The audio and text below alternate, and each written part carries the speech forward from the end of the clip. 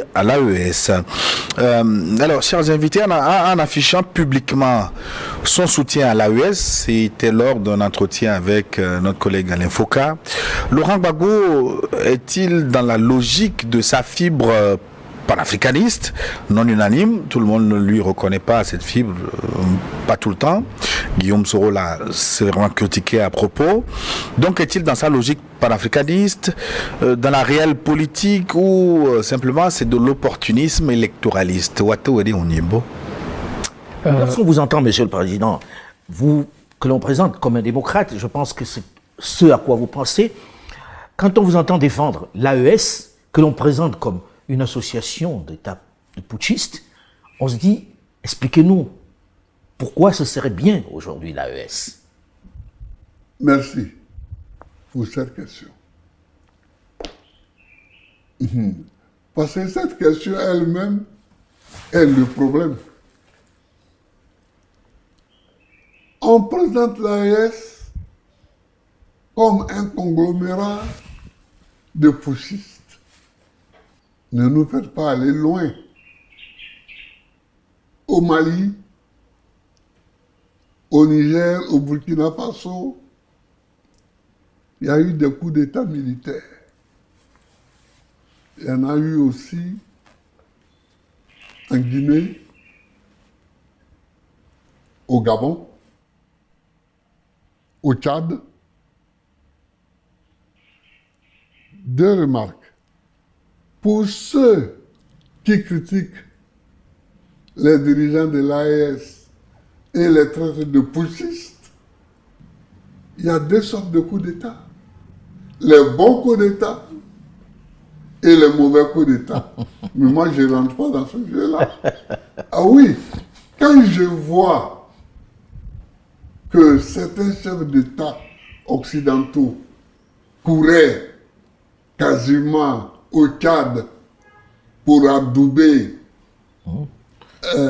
Je sais que vous faites allusion au président Macron qui est allé à l'enterrement et qui a adoubé le fils d'Ebi. Oui, je n'ai pas dit son nom. Mais bon, j'ai de ceux qui n'ont pas vu les images. Et puis il y avait quelques autres chefs d'État, dont l'ancien président Mohamed Bazoum. Quand je vois ça, je me demande ce qu'il y a dans la tête de ceux qui raisonnent ainsi, intellectuellement. Parce que ou bien un coup d'État est un coup d'État, ou bien il n'en est pas. Ou bien il n'en est pas. Mais ça, c'est la première catégorie de gens qui...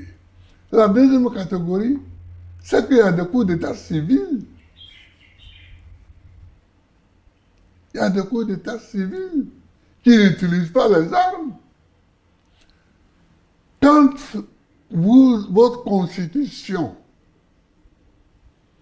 vous donne 2 mandats, vous permet de faire 2 mandats, et que vous en faites 3, 4, 5, 6, 7, n'est-ce pas des coups d'État?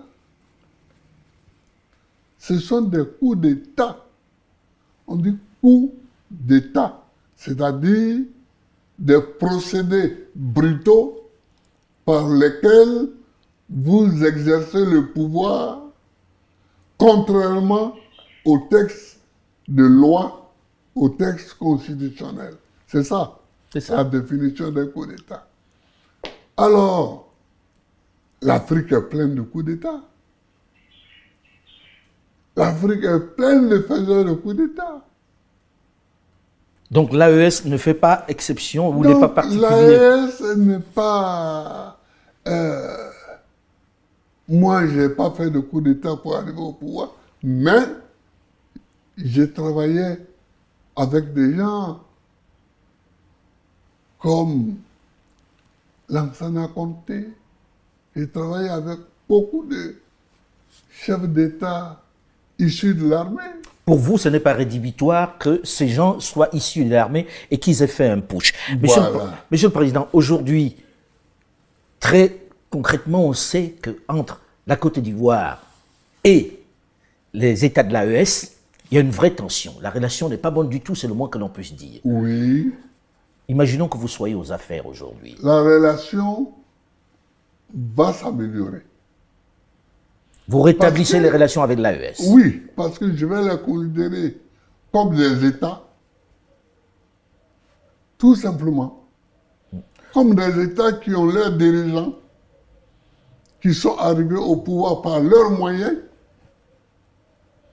Mais enfin, je ne peux pas recevoir le président gabonais, Oligui Nguema, oui, Nguema, ici, et puis rejeter Ibrahim Traoré ou Assimi Goïta. Assimi Goïta, ou bien Tchani. Monsieur le Président, oui. ok, on imagine, hein, c'est un scénario, vous êtes aux affaires, vous rétablissez les relations avec eux. Oui. Est-ce que vous pensez que cet AES doit s'étendre à d'autres États voisins? Vous pensez que c'est plus viable en remplacement des autres institutions, des autres États qui sont dans la région et qui, d'après vous, sont tenus par d'autres? Mais ça dépend, justement, tenu par qui et pour faire quoi? Voilà les deux questions. Moi, je pense qu'il faut régler le problème monétaire. Le CFA? Oui, le problème monétaire. Et trouver donc une raison valable pour s'associer. S'associer sur la base d'un projet. Écouter, parce qu'ils nous ont tous manipulés pendant longtemps. Voilà, vous avez plusieurs exemples chez vous. Hein. On prend la Côte d'Ivoire, qui n'a pas détesté Gbagbo? En tout cas, nous, notre génération, tellement ils ont menti sur lui, ils ont raconté du n'importe quoi, ils mettent la pression par l'information, vous finissez par détester la personne. Ils font un modèle de la personne pour vous imposer ça dans l'esprit. Vous finissez par détester la personne, on l'amène à la CPI, après on lui dit qu'il n'y a rien, il est coupable de rien. C'est sérieux ça? On fait un film sur vous. Je suis président, j'ai 65 ans. Et déjà, des livres qui sortent, alors que je vis encore, alors que je suis encore en fonction, il y a des films qui sortent et c'est vraiment émouvant pour moi. Le premier qui a fait un film, c'était Henri Duparc. Il y a une seule chose que ça m'enseigne, il faut faire son travail. Il faut avoir foi en ce qu'on fait. Moi, j'ai une foi en l'Afrique. C'est tout. Et je fais ce qui me semble bon pour l'Afrique. C'est ça que je fais. Le reste, c'est pas important. J'ai dit souvent à mes collaborateurs que celui qui veut être riche, il ne faut pas qu'il vienne faire la politique. Si quelqu'un fait la politique et qu'il devient riche, c'est qu'il est voleur. La politique n'est pas là pour enrichir les gens. En politique, on te donne les moyens pour que tu vives correctement, mais il y a un travail à faire. Si celui qui veut être riche, il fait des affaires. Il ne devient pas professeur, il ne devient pas journaliste, il ne devient pas caméraman, il ne devient pas homme politique. Ce n'est pas des métiers où on devient riche, ça. Ce n'est pas des métiers où on devient riche. Ça, c'est la première leçon que je voulais tirer. La deuxième leçon, c'est que tu peux partir de zéro et tu peux arriver au sommet, pourvu que tu saches dès le départ où tu veux aller et que tu prennes les moyens pour arriver où tu veux arriver. Je me rappelle toujours d'une discussion que j'avais avec mes amis au lycée classique. On était un certain nombre qui voulions devenir président. Chacun dit va devenir président. Et il y en a un qui m'a dit, moi je vais d'abord faire les affaires, parce que sans argent on ne peut pas faire la politique, on ne peut pas devenir président. Et je lui ai dit, moi, c'est parce que je ne vais pas faire les affaires, que je vais être pauvre, que je vais avoir les mains propres et que je vais devenir président. Aujourd'hui, mon ami, il a eu beaucoup d'argent, effectivement. Il a beaucoup d'argent, mais il n'est jamais devenu président. Il n'a jamais même été candidat. Voilà. Voilà, il n'a jamais été candidat. C'est-à-dire qu'il faut savoir ce que tu veux longtemps à l'avance. C'est-à-dire qu'il ne faut pas découvrir les situations de façon opportuniste. Il faut savoir ce que tu veux être, ce que tu veux faire. Et tu te traces ta ligne de conduite. Donc tout ce que tu fais dans la vie, moi j'ai fait histoire pour devenir président. Sinon, la bourse qu'on m'a donnée pour aller en France, c'était pour faire professeur de latin et grec. Quand j'ai commencé vraiment à militer, je me suis rendu compte qu'il me manquait l'histoire de l'Afrique pour poursuivre ma route. J'ai changé. J'ai changé. Et j'ai fait histoire parce que c'est ça qui me manquait pour connaître d'où on vient et où on peut aller en connaissant d'où on vient. Je vois des gens qui découvrent qu'il y a un fauteuil à côté, ils peuvent s'asseoir dessus. On ne s'assoit pas dessus comme ça.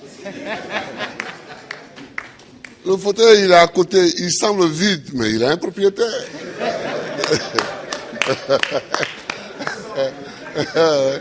Il a un propriétaire. C'est quand tu veux t'asseoir dessus que tu te rends compte qu'il a un propriétaire. Et le propriétaire, il faut savoir que le propriétaire du fauteuil présidentiel, c'est le peuple. La démocratie est née à Athènes, en Grèce. Et chaque pays occidental actuel a pris exemple sur ça pour l'adapter à son contexte. Pourquoi ils ne veulent pas que nous adaptions aussi la démocratie à notre contexte? Si notre peuple dit, nous voulons être gouvernés par un militaire, pourquoi nous allons le refuser? Est-ce que c'est la CEDEAO qui vient nous donner à manger? Est-ce que c'est la CEDEAO qui paye nos militaires? Non. Et pourquoi elle doit avoir son œil sur la façon dont nous devons nous gouverner? Depuis 2012 que nous sommes confrontés au terrorisme, quelle a été la contribution de la CEDEAO dans chacun de nos pays? Pourquoi elle veut maintenant venir nous dire comment nous devons nous comporter? Et ce que dit la CEDEAO et ses maîtres ne nous concerne pas. Il faut toujours savoir ça, que c'est le peuple. Tu as beau être ce que tu es, si tu ne sais pas que c'est le peuple, et que tu ne te conduis pas en conséquence, tu ne peux pas t'asseoir dessus. C'est tout ça que moi j'ai envie que les Africains sachent. Et puis, il faut aimer son pays, il faut aimer l'Afrique. Le président Laurent Gbagbo a aussi donné le sens de son combat pour l'émancipation et la dignité des Africains qui ont aussi droit, selon lui, à vivre heureux dans leur pays, qui regorge des richesses inestimables. L'Afrique est une terre qui a subi tellement d'épreuves. Je ne sais pas si dans le monde, il y en a qui ont subi autant d'épreuves que nous. Les Juifs aussi ont subi beaucoup d'épreuves. Mais nous, les Noirs africains, tout le monde s'est assis chez nous. Esclaves. Esclaves de maison. Esclaves de la traite négrière. Colonisés. Torturés culturellement. Parlant les langues des autres. Tout ça. Décolonisés. Mais nous, on a des grands combats à mener. Et les grands combats que nous avons à mener, ce n'est pas pour se venger des gens, c'est pour au moins être homme aussi, comme les autres. C'est ça qu'on appelle la dignité. Que quand tu passes, il faut qu'on sache au moins que c'est un homme qui passe. C'est tout. C'est tout ce que nous voulons. C'est tout ce que nous recherchons. On ne cherche pas à dominer ceux qui nous ont dominés hier, à nous venger d'eux, à faire ceci. Non, non, non. On veut qu'on reconnaisse que nous sommes des hommes au même titre que les autres. Mais ça, si nous-mêmes, on ne prend pas les moyens, qu'on est toujours chez eux en train de mendier, et que les gens même, tu vas mettre l'argent chez eux en achetant les bâtiments, et puis eux-mêmes, ils te dénoncent. Que voilà un voleur. Comment? Je vous amène l'argent, vous me dénoncez. Mais je vous amènerai rien. Ah oui. Moi, quand je vois des chefs d'État africains qui sont dénoncés en Europe,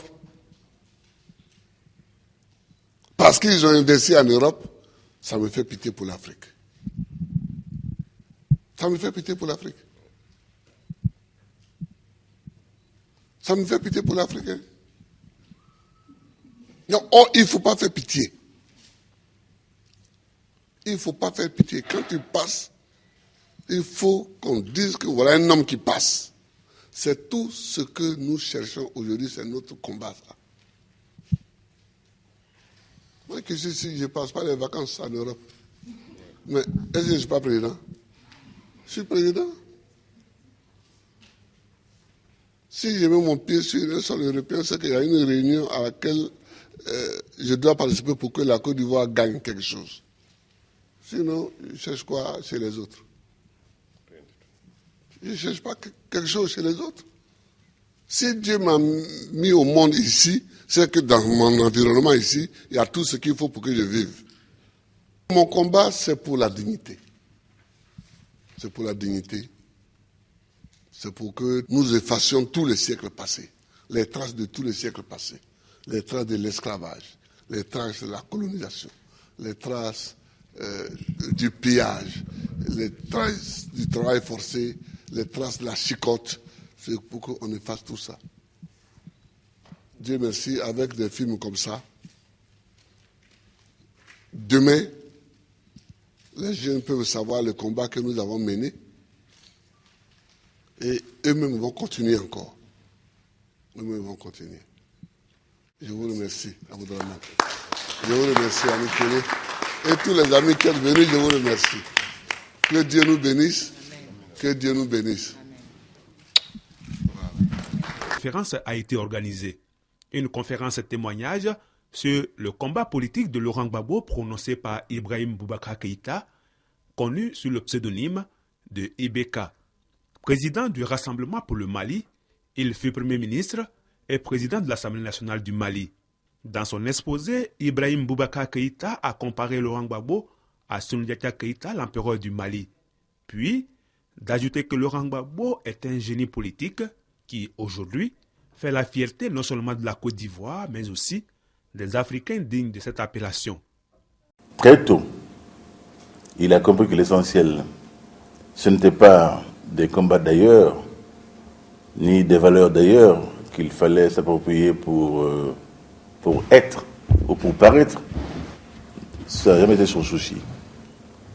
Comment faire pour que l'Afrique, singulièrement la Côte d'Ivoire, parvienne à un statut de dignité qui les fasse respecter dans le concert des nations comme les nations d'hommes libres, dignes et debout.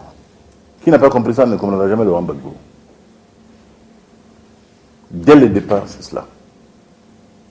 La dignité de l'Afrique, de l'homme africain, la souveraineté de nos pays, pas de souveraineté factice de façade, mais une souveraineté réelle qui fasse que nous décidons pour nous ce qui est bien, ce qui n'est pas bon pour nos pays. Notons que l'étape de Bamako marque le top départ de la tournée internationale du film Un homme, une vision en Afrique et en Europe. Ça, jamais. Et on prie Dieu ne jamais connaître la peur. Si on voulait connaître la peur, peut-être que si on avait commencé à s'embourgeoiser, on allait commencer à avoir peur. Mais voilà, ils attendent qu'on ait des comptes chez eux là-bas pour se lever un jour, dire tu fais ça ou bien on ferme. Ils n'auront jamais nos comptes là-bas. On s'en fout d'avoir des comptes là-bas. Voilà, on n'a pas de bien là-bas, on n'aura jamais de bien. Tout ce qu'on fait, c'est pour le Burkina. Si le Burkina est en paix, nous on ne veut même pas quitter notre Burkina, on est en paix ici. L'AES, c'est un grand espace. Si on veut aller faire du tourisme, on part à Bamako, à Niamey ou je ne sais, dans d'autres villes. On s'en fout d'aller ailleurs. On est bien dans notre espace ici. La peur, on ne connaît pas la peur. Non, on ne connaît pas la peur. On a décidé de s'engager pour la patrie. On sait tous les risques qu'il y a autour. On a abandonné toute notre vie pour ça. Pourquoi avoir peur? On a abandonné toute notre jeunesse là pour une mission pour la patrie. Donc il n'y a aucune peur. Vous pouvez rester sans crainte. Zéro peur. La prochaine phase à laquelle il faut faire très attention, ce sera physiquement en faisant le tour.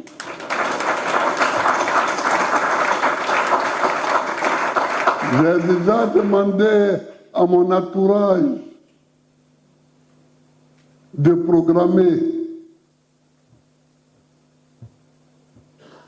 programmer les tournées que je vais faire, les rencontres, les meetings que nous allons faire. Mais il faut se battre. Et comme je l'ai dit, moi, je suis dévoué corps et âme à la bataille. On n'a jamais fini de se battre. Vous voyez, en 91,